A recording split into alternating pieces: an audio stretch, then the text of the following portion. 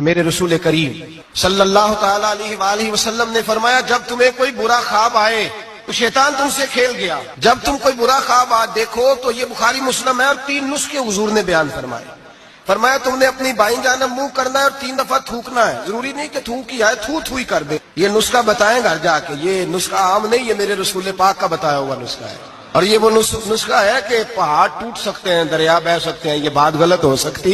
सबसे बड़े पीरो मुर्शिद का नुस्खा है। मेरे रसूल करीम सल्लल्लाहु अलैहि वसल्लम ने फरमाया, बाईं जानब 3 दफा थू करे, थूके, और 3 दफा आऊज़ बिल्लाह पढ़े। और फिर हुजूर ने फरमाया, ख्वाब का किसी से जिक्र न करे। किसी को ख्वाब सुनाना, डरावना ख्वाब आए तो किसी को सुनाना, बयान नहीं करना। ये हुक्म दिया नबी पाक ने, हमें नसीहत फरमाई है।